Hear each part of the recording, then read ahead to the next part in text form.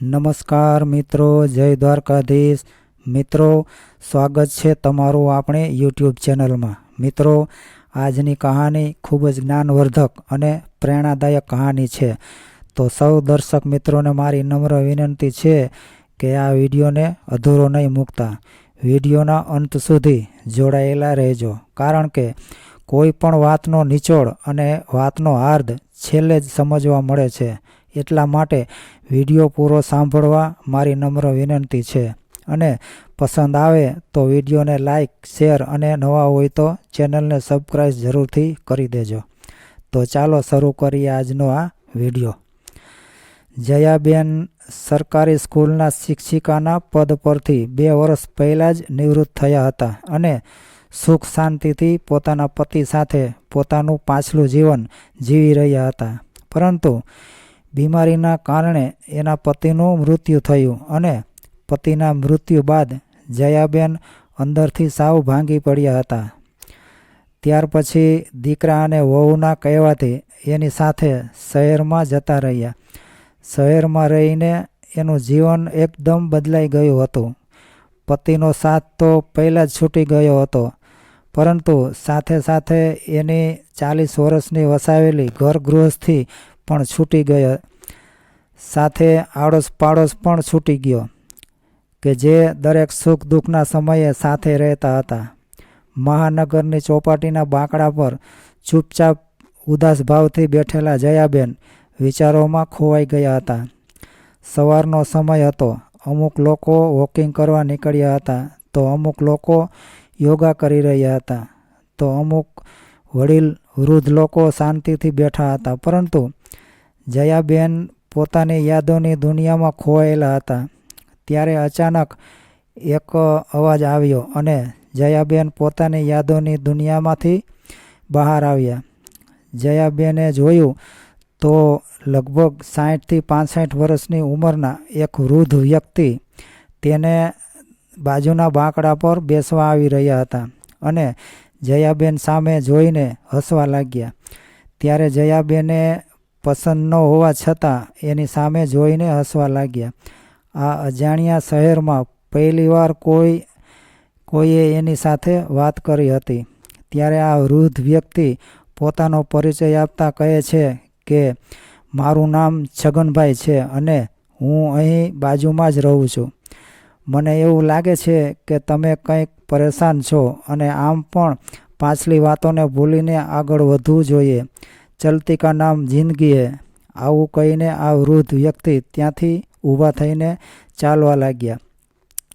ત્યારે જયાબેન મનોમન બોલ્યા કે જેની જિંદગીમાં દુઃખ જ ના હોય એને તો જિંદગી ખૂબસૂરત જ લાગે ને. વગર માગ્યે જ્ઞાન તો બધા જ આપે છે, પરંતુ મારા ઉપર શું વીતી રહ્યું છે એ બીજાને શું ખબર હોય. જેને દર્દ જ ન હોય એને પીડાની શું ખબર હોય. જેને ઘા વાગ્યા હોય એને જ એની વેદના થાય, બીજા તો મજા જ કરે. જયાબેન રોજ ચોપાટીમાં આવવા લાગ્યા અને લગભગ રોજ છગનભાઈ સાથે નમસ્તે, પ્રણામ, રામ રામ, સીતારામ કરતાં કરતાં એક દિવસ છગનભાઈએ પૂછ્યું કે શું તમે કોઈ બીજા શહેરમાંથી આવ્યા છો? એટલે જયાબેને કહ્યું કે હા, હું પહેલાં અમારા ગામમાં રહેતી હતી અને અહીં મારો દીકરો અને વહુ નોકરી કરે છે. મારા પતિ બીમારીના કારણે મૃત્યુ પામ્યા છે અને અત્યારે મારા પૌત્રની સ્કૂલ બંધ છે, એટલા માટે એની દેખભાળ કરવા માટે મારો દીકરો અને વહુ મને અહીં લાવ્યા છે. મારા પતિના મરણ બાદ ગામમાં હું એકલી પડી ગઈ હતી. મારી દીકરીનું સાસરું પણ આ શહેરમાં છે. ક્યારેક ક્યારેક દીકરીને પણ મળી લઈશ એવું વિચારીને હું અહીં આવી છું. ત્યારે છગનભાઈએ કહ્યું કે અમારા શહેરમાં તમારું સ્વાગત છે. ચાલો તમને બીજા આપણી ઉંમરના લોકો સાથે મુલાકાત કરાવું. અહીં ચોપાટીમાં વડીલો અને વૃદ્ધ લોકોનું એક ગ્રુપ બનેલું છે અને અમે બધા લોકો સાથે બેસીને એકબીજાના સુખ દુઃખની વાતો કરીએ છીએ, ભગવાનનું નામ લઈએ છીએ અને ભજન કીર્તન કરીએ છીએ. આ વૃદ્ધ વ્યક્તિએ જયાબેનને આ વૃદ્ધ લોકોના ગ્રુપ સાથે મુલાકાત કરાવી. આ ગ્રુપમાં એવા ઘણા લોકો હતા કે જેઓ પોતાના જીવનસાથીને ગુમાવી ચૂક્યા હતા. એકલા પડી ગયા હતા. પરંતુ જયાબેને જોઈને વિસ્મય પામ્યા. બધા જ વડીલો બિંદાસથી અને ગૌરવથી પોતાનું જીવન જીવી રહ્યા હતા. હવે આ લોકો સાથે મુલાકાત કરીને જયાબેનની ઉદાસી દૂર થઈ ગઈ અને રોજ સવાર સાંજ આ વૃદ્ધ લોકોના ગ્રુપ સાથે મળીને વાતો કરીને પોતાનો સમય વિતાવવા લાગ્યા. ઘણી વખત જયાબેન પોતાની દીકરી સાથે ફોન પર વાત કરતા હતા. રોજ ચોપાટીમાં આવવાવાળા વૃદ્ધ લોકો વિશે વાતો કરતા અને દીકરીને પણ પોતાની માની ઉંમરના લોકો સાથે હળીમળીને રહેતી જોઈને ખુશ રહેતી. ચોપાટીમાં આવવાવાળા દરેક વડીલો જયાબેનથી ઉંમરમાં મોટા હતા, પરંતુ બધા જ લોકો ખૂબ તંદુરસ્ત અને ખુશ હતા. અને જ્યારે ઘરે આવીને જયાબેને પોતાનો ચહેરો અરીસામાં જોયો તો એને એવું લાગ્યું કે સમય આવતા પહેલાં જ મેં ખુદને વૃદ્ધ બનાવી દીધી છે.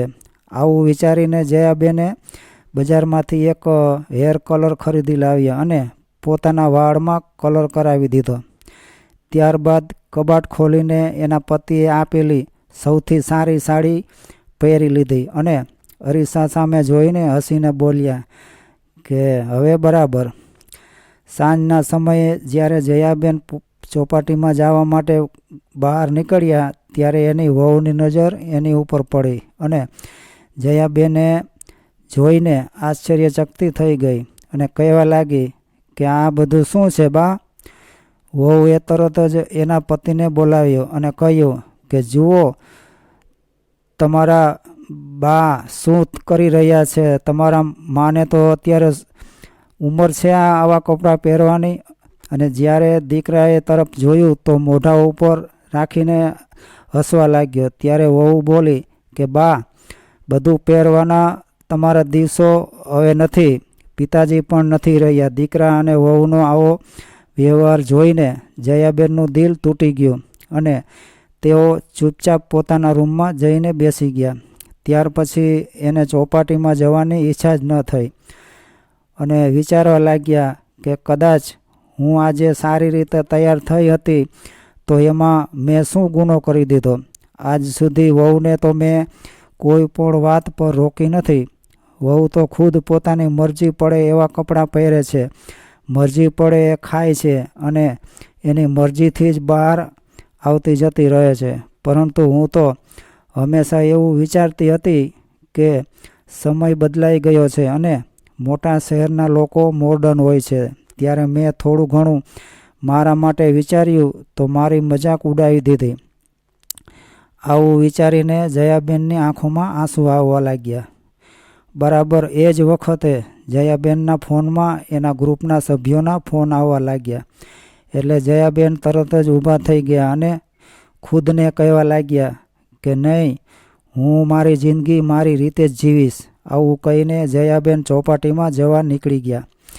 જયાબેન પોતા માટે જીવી રહ્યા હતા અને એના પેન્શનના એને સારા એવા પૈસા પણ મળતા હતા અને એ પૈસા આજ સુધી જયાબેન એના દીકરા અને વહુને આપતા રહ્યા હતા. પરંતુ આ મહિનાના પેન્શનના પૈસા જયાબેને દીકરાને ન આપ્યા અને પોતાએ વાપર્યા હતા. ચોપાટીમાં જયાબેનની ઘણી બધી સહેલીઓ પણ બની ગઈ હતી, જેની સાથે માર્કેટમાં જઈને પોતાના માટે પોતાની મનપસંદના કપડાં અને વસ્તુઓ ખરીદી લીધી. પરંતુ વહુને જયાબેનની આ બધી વાતો આંખના કણાની જેમ ખટકતી રહી હતી. વહુ પોતાના પતિના કાન ભરવા લાગી અને કહેવા લાગી કે તમે બાને રોકતા કેમ નથી? કેટલો બધો ફાલતુ ખર્ચો કરવા લાગ્યા છે અને હવે તો આપણા હાથમાં એક પૈસો પણ નથી આપતા. ઉપરથી એ આપણા ઘરે આવ્યા ત્યારથી આપણો ખર્ચો પણ વધી ગયો છે. પત્નીની વાતોમાં આવીને દીકરો જયાબેન પાસે આવ્યો અને કહેવા લાગ્યો કે બા, આ મહિનાના પેન્શનના પૈસા તમે મને શા માટે નથી આપ્યા? દીકરાની વાત સાંભળીને જયાબેન વિચારવા લાગ્યા. ત્યારે એની વહુ બોલી, તમે આ ઉંમરમાં આવા ખોટા ખર્ચા કરો છો એ સારી વાત ન કહેવાય. તમે તો ચોપાટીમાં જવા લાગ્યા ત્યારથી આઝાદ પંખીની જેમ ઉડવા લાગ્યા છો. ત્યારે જયાબેને કહ્યું કે વહુ, મેં તમને બંનેને પૂરી આઝાદી આપી હતી, એટલે હવે તમે લોકો મારી આઝાદી નક્કી ન કરી શકો અને હું જે કાંઈ પણ કરીશ એ મારી મરજીથી જ કરીશ. જયાબેનની આવી વાત સાંભળીને દીકરો અને વહુ ચૂપ થઈ ગયા.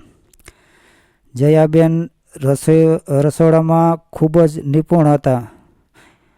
એક દિવસ જયાબેને ઘરે ગાજરનો હલવો બનાવ્યો એટલે પોતાના વૃદ્ધ લોકોના ગ્રુપ માટે પણ લઈ ગયા અને બધા લોકોને હલવો ખવડાવવા લાગ્યા. પરંતુ છગનભાઈએ હલવો ખાવાની ના પાડી.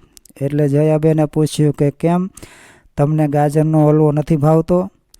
એટલે છગનભાઈએ કીધું કે ના, એવું નથી. ગાજરનો હલવો તો મને ખૂબ જ ભાવે છે, પરંતુ મને ડાયાબિટીસ અને બ્લડ પ્રેશરની તકલીફ છે, એટલા માટે હું બહારનું નથી ખાતો અને ઘરે બનાવતા મને આવડતું નથી. ત્યારે જયાબેને કહ્યું કે તો શું તમારા ઘરે કોઈ નથી?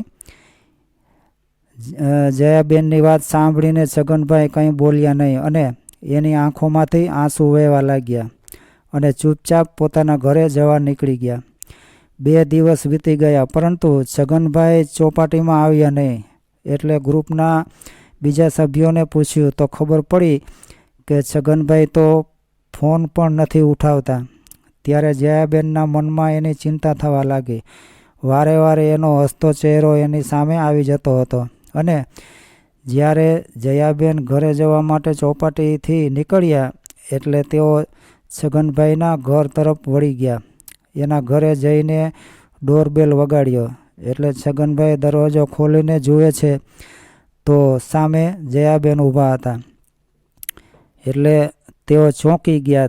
ત્યારબાદ જયાબેનને આવકાર આપ્યો અને સોફા પર બેસવાનું કહ્યું. જયાબેન ઘરની અંદર ગયા. છગનભાઈની આવી હાલત જોઈને જયાબેન હેરાન રહી ગયા અને કહેવા લાગ્યા કે તમારી તબિયત આટલી બધી ખરાબ છે તો ઘરે સાર સંભાળ રાખવાવાળું કોઈ નથી? ત્યારે છગનભાઈએ કહ્યું કે હું એકલો જ છું. આ વાત સાંભળીને કિરણબેન વિચારવા લાગ્યા કે આટલો બધો બિંદાસ દિલનો માણસ અને બિલકુલ એકલો રહે છે. પોતે બીમાર હોવા છતાં એની દેખભાળ કરવાવાળું કોઈ નથી. ત્યારે જયાબેન ગ્રુપના અન્ય સભ્યોને ફોન કરીને છગનભાઈના ઘરે બોલાવ્યા. છગનભાઈએ તો ઘણી ના પાડી, પરંતુ જયાબેને કહ્યું કે શું વાત કરી રહ્યા છો તમે? જે વ્યક્તિએ મને જીવવાનું શીખવાડ્યું એવા વ્યક્તિને હું એકલા કેવી રીતે છોડી શકું? થોડી વારમાં ગ્રુપના અન્ય સભ્યો પણ આવી ગયા અને છગનભાઈને ડૉક્ટર પાસે લઈ ગયા. ડૉક્ટરે ચેકઅપ કર્યા પછી કહ્યું કે ખાવા પીવાનું ધ્યાન રાખવું પડશે.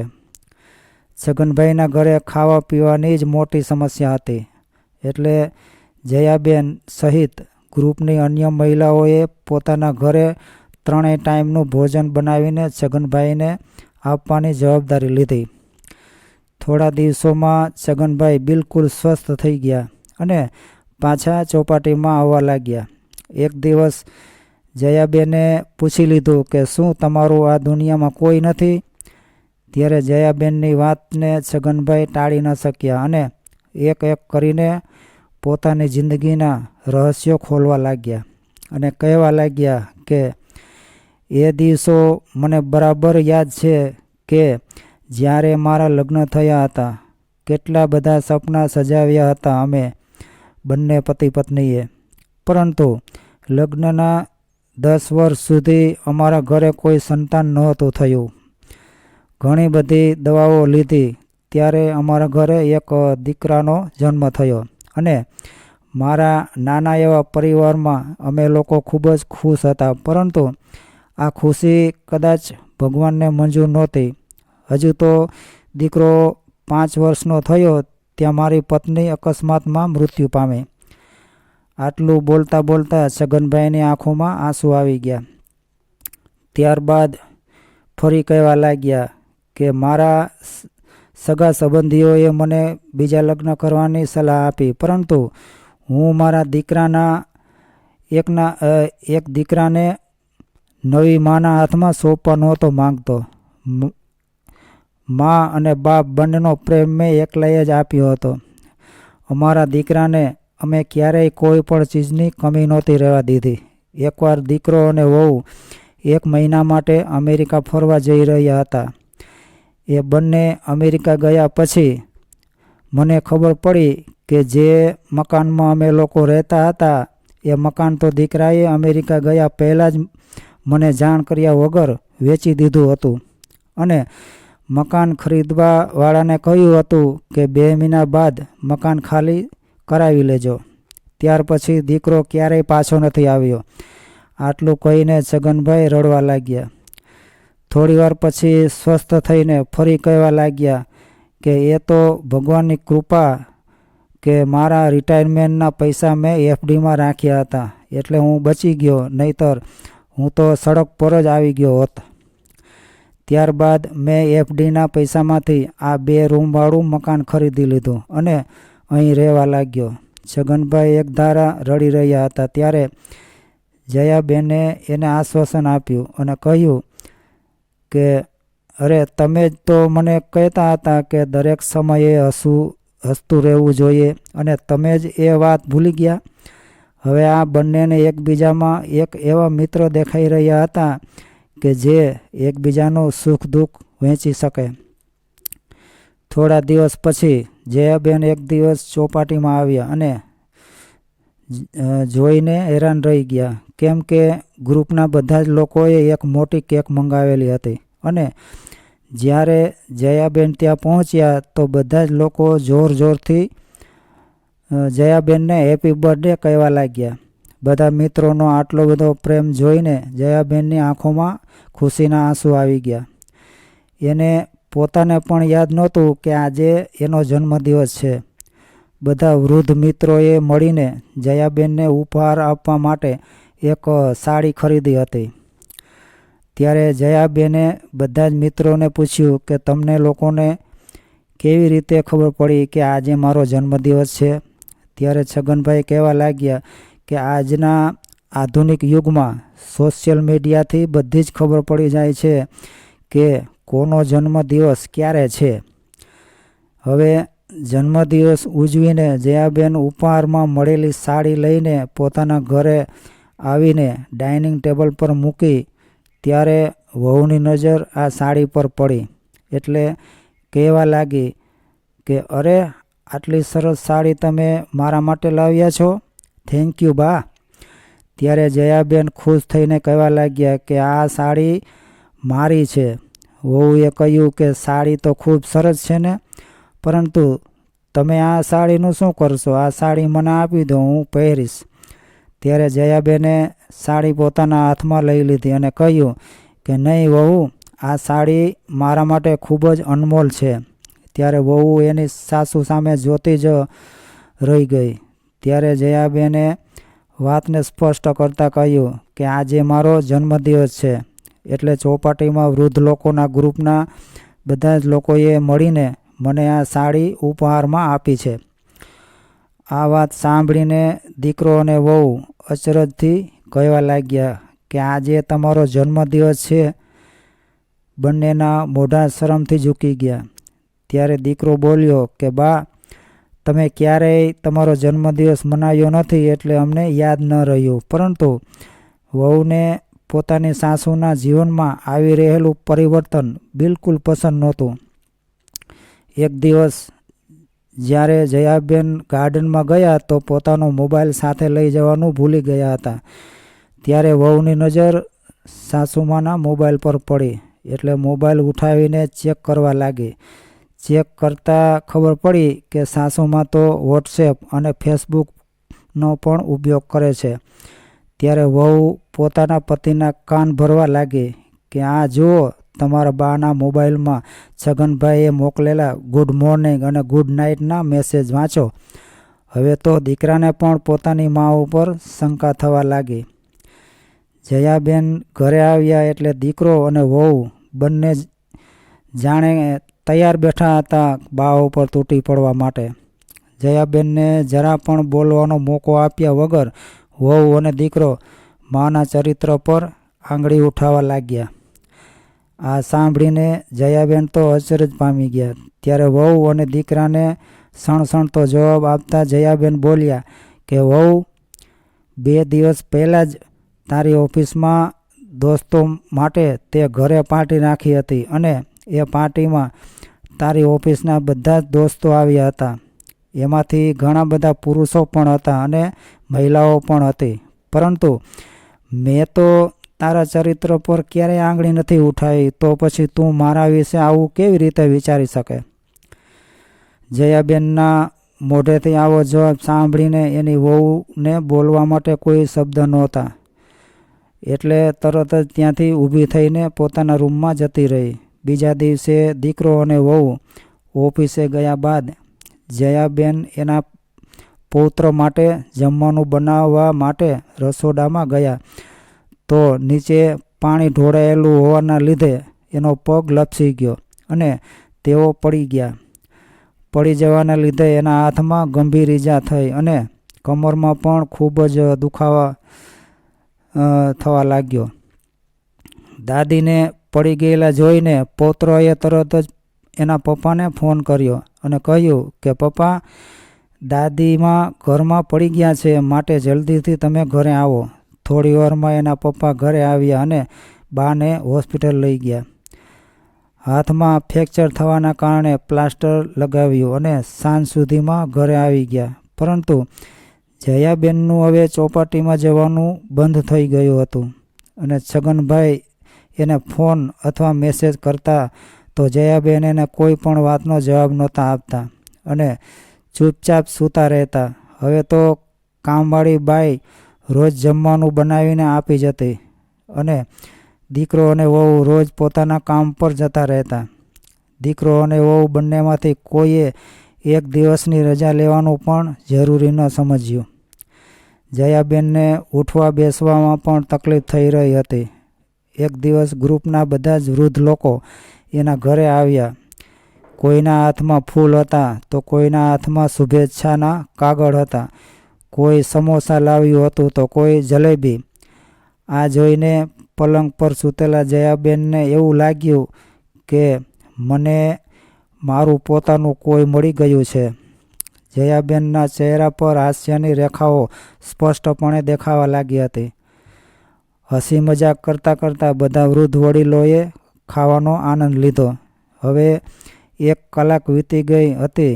જયાબેનને ચિંતા થવા લાગી કે હવે મારા દીકરા અને વહુના આવવાનો સમય થઈ ગયો છે.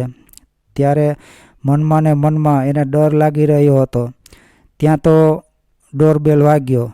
વહુ અને દીકરો અંદરનું દ્રશ્ય જોઈને હચમચી ગયા અને જોતા જ રહી ગયા.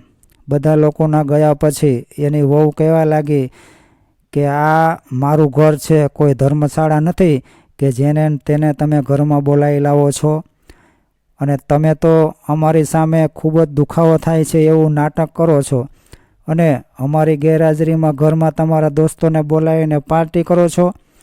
અરે કંઈક તો શરમ કરો. તમારી આવી હરકતોથી મારા બાળક પર કેવી અસર પડશે એનો તમે વિચાર કર્યો છે? વહુની આવી વાત સાંભળીને જયાબેન કંઈ પણ બોલ્યા વગર ચૂપચાપ સૂઈ ગયા. આજે એને પોતાના પતિની યાદ આવી રહી હતી અને વિચારી રહ્યા હતા કે મારા પતિ જીવતા હોત તો કોઈની તાકાત નથી કે કોઈ મારી ઉપર આંગળી ઉઠાવી શકે, પરંતુ આજે હું અપમાનના કડવા ઘૂંટડા પીવા માટે મજબૂર છું. ધીરે ધીરે સમય વીતવા લાગ્યો. લગભગ 1.5 મહિના બાદ જયાબેનના હાથનું પ્લાસ્ટર ઉતારી દીધું. હવે જયાબેન ફરીથી ગાર્ડનમાં જવા લાગ્યા. ધીરે ધીરે એના મોઢા પરનું સ્મિત પાછું દેખાવા લાગ્યું, પરંતુ વહુના કડવા શબ્દો બંધ થવાનું નામ નહોતા લઈ રહ્યા અને દીકરો આ બધું જાણતો હોવા છતાં અજાણ બની જોતો હતો. જયાબેને કંટાળીને એક દિવસ નક્કી કરી લીધું કે બસ હવે વધારે નથી સહન કરવું. હું મારું મોટાભાગનું જીવન તો જીવી ચૂકી છું અને કોણ જાણે હવે ક્યારે મારા જીવનનો અંત આવી જાય. તો મારા જીવનનો અંતિમ સમય આવે એ પહેલાં હું મારા પોતા માટે જીવવા માગું છું. મને સારું લાગે એવી રીતે જીવવા માગું છું. દીકરા અને વહુનો મોહ છોડીને વહુ દીકરાથી અલગ અને સ્વતંત્ર રહેવાનો પાકો નિર્ણય કરી લીધો અને સામેની બિલ્ડિંગમાં 2 રૂમવાળો ફ્લેટ ભાડેથી રાખી લીધો. દીકરાએ રોકવાની કોશિશ કરી તો જયાબેને સ્પષ્ટ શબ્દોમાં કહી દીધું કે હવે હું કોઈના ઉપર બોજ બનીને રહેવા નથી માગતી. ત્યારે એની વહુ બોલી કે હા, તમે તો હવે પાંખો આવી ગઈ છે એટલે તમે તો હવે આઝાદ થઈને ફરશો. ત્યારે જયાબેને હસીને કહ્યું કે હા વહુ, હવે હું મારા અધૂરા સપના પૂરા કરીશ. આટલું કહીને જયાબેન પોતાનો સામાન પેક કરી નવા ફ્લેટમાં જતા રહ્યા. જયાબેનનું એટલું તો પેન્શન જરૂર આવતું હતું કે એક કામવાળી બાઈ રાખી શકે અને પોતાનો ખર્ચો આરામથી કાઢી શકે. હવે જયાબેન પોતાની જિંદગીમાંથી શાંતિથી જીવી રહ્યા હતા. એનો દીકરો અને પૌત્રો ક્યારેક ક્યારેક એને મળવા આવતા હતા, પરંતુ વહુ એને મળવા ક્યારેય નહોતી આવી. ક્યારેક ક્યારેક છગનભાઈ ચા પાણી પીવા આવતા અને વૃદ્ધોના ગ્રુપના અન્ય લોકો પણ જયાબેનના ઘરે ઘણી વખત આવતા જતા રહેતા હતા. અપમાનજનક કડવા શબ્દો સાંભળવામાંથી જયાબેન પૂરી રીતે આઝાદી અનુભવી રહ્યા હતા અને પોતે આવી રીતે અલગ થયા છે એ વાત પોતાની દીકરીને પણ કરી હતી. આ વાતથી દીકરીને ઘણું દુઃખ લાગ્યું હતું, પરંતુ બાને અલગ રહેવાથી શાંતિ પણ મળી હતી, કેમ કે બા હવે પોતાની મરજીથી અને પોતાને ગમતું જીવન જીવી શકશે. એક દિવસ જયાબેન આશ્ચર્યમાં પડી ગયા જ્યારે એમણે પોતાના ઘરના દરવાજા પર દીકરાની સાથે વહુને પણ આવેલી જોઈ. હજુ તો જયાબેન કાંઈ પૂછે એ પહેલાં તો એની વહુ અંદર આવીને કહેવા લાગી કે તમને જરાક પણ શરમ છે કે નથી? તમને ખબર છે કે સોસાયટીના લોકો તમારા વિશે કેવી કેવી વાતો કરી રહ્યા છે? આખરે તમારા અને છગનભાઈ વચ્ચે શું ચાલી રહ્યું છે? ત્યારે જયાબેને કહ્યું કે બેટા, દુનિયાના લોકોની વાતોથી મને કંઈ ફરક નથી પડવાનો. મને ફક્ત એટલી ખબર છે કે મેં મારી આખી ઉંમર જવાબદારીઓ નિભાવતા વિતાવી છે અને મારા વિશે તો હું વિચારવાનું સાવ ભૂલી જ ગઈ હતી. એટલે હવે બાકી વધેલી જિંદગી હું હસી ખુશીથી વિતાવવા માગું છું અને મને એવું નથી લાગતું કે મારા જીવનથી કોઈએ પરેશાન થવું જોઈએ. અને છગનભાઈએ તો મને જીવન જીવતા શીખવાડ્યું છે, નહીતર હું તો પૂરી રીતે ભાંગી ગઈ હતી. ત્યારે એનો દીકરો કહેવા લાગ્યો કે બા, તમે આ લોકોને જાણતા નથી. આવા લોકો મીઠું મીઠું બોલીને લૂંટી પણ લેતા હોય છે. એટલે જયાબેને કહ્યું કે દીકરા, મેં મારા વાળ તડકામાં રહીને સફેદ નથી કર્યા, અને આમ પણ જેને પોતાના જ લૂંટતા હોય એને બીજા શું લૂંટી શકે? તે મારી પાસે શું વધવા દીધું છે કે બીજા કોઈ લૂંટી શકે? છગનભાઈ એના દરવાજાની બહાર ઊભા રહીને આ બધી વાતો સાંભળી રહ્યા હતા. જ્યારે તેઓ અંદર આવ્યા એટલે એને જોઈને જયાબેનના દીકરા અને વહુનું મોઢું ફાટેલું જ રહી ગયું. છગનભાઈને જોઈને દીકરો અને વહુ ઘરની બહાર જવા લાગ્યા. ત્યારે છગનભાઈએ કહ્યું કે દીકરા, શરમ જયાબેનને નહીં, શરમ તો તમારા જેવા લોકોને આવવી જોઈએ. કોઈના ચરિત્ર પર આંગળી ઉઠાવતા પહેલાં તમે લોકો એકવાર પણ નથી વિચારતા. તમે લોકો જાણવા માગો છો ને કે તમારી માં શું કરે છે? જ્યારે છગનભાઈએ આવું કહ્યું એટલે જયાબેને એને શાંત રહેવાનો ઈશારો કર્યો, પરંતુ તેઓ ન રોકાયા અને કહેવા લાગ્યા કે ચોપાટીમાં રોજ સવાર અને સાંજ અમે લોકો બેસીએ છીએ તો ત્યાં બાજુમાં જ સોસાયટીમાં કામ કરવાવાળી સ્ત્રીઓના બાળકો રખડતા હોય છે. તેઓ ખરાબ આદતોના શિકાર થઈ રહ્યા છે અને એ ગરીબ લોકો પાસે એટલા પૈસા પણ નથી હોતા કે એ પોતાના બાળકોને ગણાવી શકે. તમારી સાસુમાં આવા બાળકોને ભણાવવાનું અને એની જિંદગીમાં સુધાર લાવવાનું વિચારી રહી છે અને એ એક સ્કૂલ ખોલવા માગે છે કે જેનાથી જેટલા પણ ગરીબ બાળકો શિક્ષણથી વંચિત રહી જાય છે એ બધાને મફતમાં શિક્ષણ મળી શકે.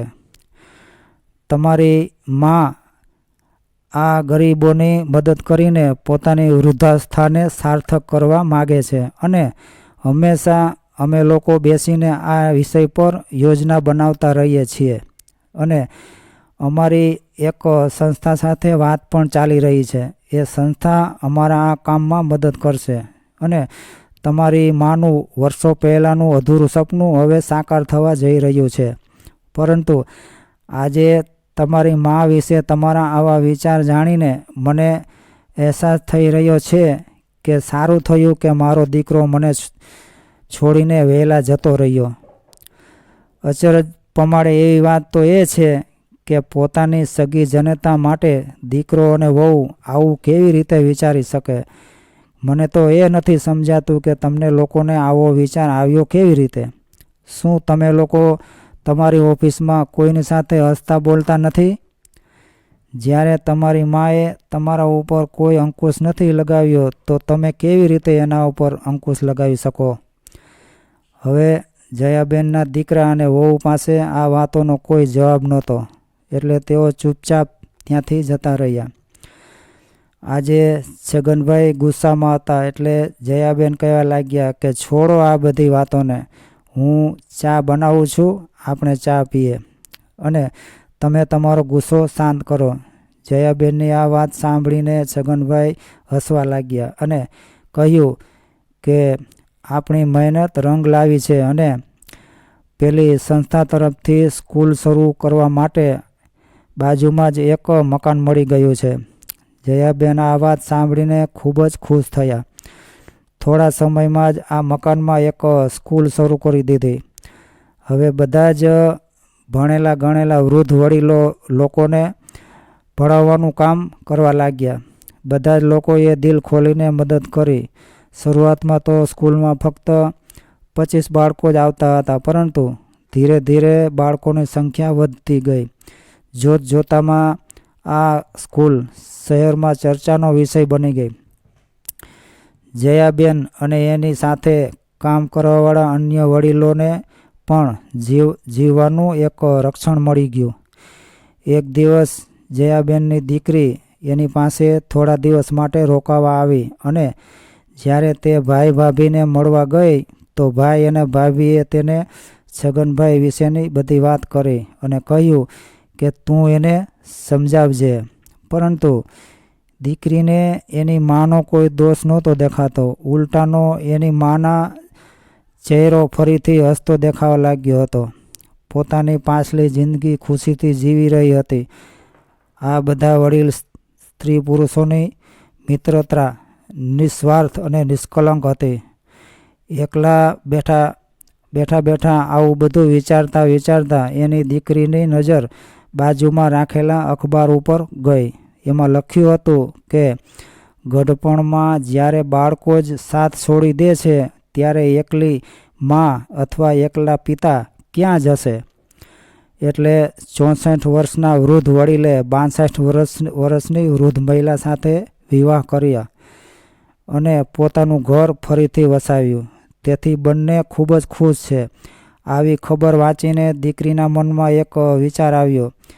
જ્યારે જયાબેન ઘરે આવ્યા તો દીકરીએ પોતાની માને છગનભાઈ સાથે લગ્ન કરવાનો પ્રસ્તાવ રાખ્યો અને કહ્યું કે તમારા બંનેની દોસ્તીને આ દુનિયા સમજી નથી શકતી, તો આપણે આ દોસ્તીને એક નવું નામ આપી દઈએ. ત્યારે દીકરી જયાબેન અને છગનભાઈ સામે જોઈને કહેવા લાગી કે શું તમે બંને જીવન સાથી બનવાનું પસંદ કરશો? ત્યારે જયાબેન કહેવા લાગ્યા કે દીકરી, તું શું બોલી રહી છો? તું આ ઉંમરમાં અમારા લગ્ન કરાવીને તું શું અમારા જીવન પર દાગ લગાવવા માગે છે? આ દુનિયા શું કહેશે? મા દીકરીની વાતો સાંભળીને છગનભાઈ થોડીવાર માટે ચૂપ રહ્યા. એના મનમાં ઘણા બધા સવાલો ઉઠી રહ્યા હતા. જયાબેનના ગુસ્સાને જોઈને છગનભાઈ કંઈ ન બોલ્યા અને પોતાના ઘરે જતા રહ્યા. થોડીવાર પછી જયાબેનની દીકરી એને સમજાવી રહ્યા હતા કે જીવનની રાહમાં કદાચ કોઈ સારો સાથી મળી રહ્યો હોય તો એકબીજાને સહારો આપવામાં કોઈ ખોટું નથી.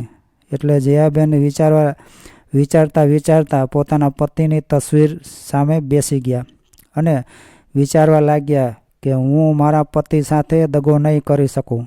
પરંતુ ફરી વિચારવા લાગ્યા કે મારા પતિ પણ એવું જ ચાહતા હતા કે મારો ચહેરો હંમેશા ખુશીથી છલકાતો રહે. તો પછી દોસ્તીને એક સંબંધનું નામ આપી દઈએ એટલે દુનિયાનું મોઢું બંધ થઈ જાય. આ બાજુ છગનભાઈને પણ આ બાબતમાં કોઈ વાંધો નહોતો.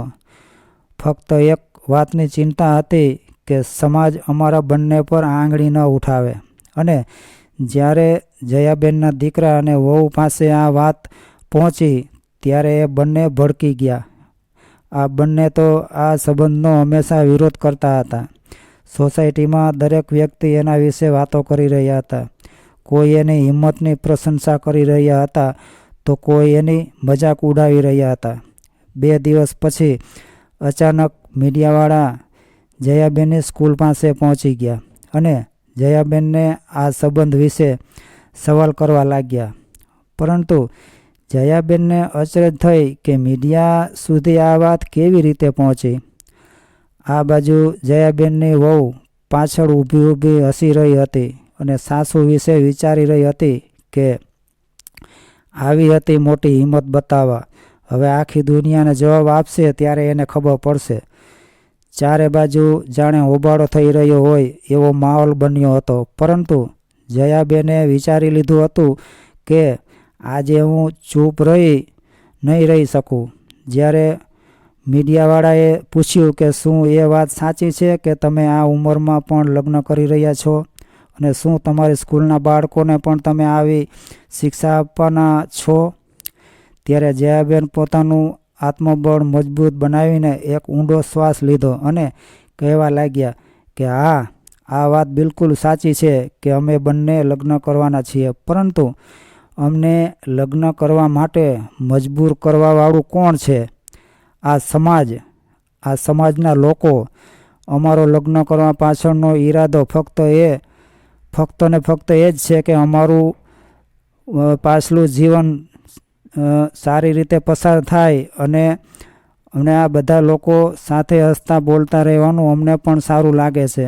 અને કદાચ અમે બંને એકબીજા સાથે ખુશીથી રહીએ છીએ, એકબીજાનો સુખ દુઃખ વહેંચીએ છીએ, તો એ વાત પણ સમાજને પસંદ નથી. બરાબર એ જ વખતે છગનભાઈ આવ્યા અને જયાબેનનો હાથ પકડીને કહેવા લાગ્યા કે લગ્ન કરવાનો નિર્ણય અમે એટલા માટે લીધો છે કે સમાજની સામે અમારા સંબંધ પર એક મોહર લાગી જાય. તેથી સમાજને અમારા હસવા બોલવાનું ખટકે નહીં. અને હજુ પણ કદાચ કોઈના મનમાં કોઈ સવાલ હોય તો ખુશીથી પૂછી લ્યો. ત્યારે ભીડમાંથી તાળીઓનો અવાજ સંભળાવા લાગ્યો. આ તાળીઓ જયાબેન અને છગનભાઈના વૃદ્ધ વડીલ મિત્રો વગાડી રહ્યા હતા. જોતામાં આખી સ્કૂલ તાળીઓના ગડગડાટથી ગુંજી ઉઠી અને બધા જ લોકો એના સાહસની, એની હિંમતની પ્રશંસા કરવા લાગ્યા. તો મિત્રો, આવી હતી આજની આ કહાની. જો તમને પસંદ આવી હોય તો વિડીયોને લાઈક, શેર અને નવા હોય તો ચેનલને સબસ્ક્રાઈબ જરૂરથી કરી દેજો. તો ફરી મળીશું એક નવા વિડીયો સાથે. જય દ્વારકાધીશ.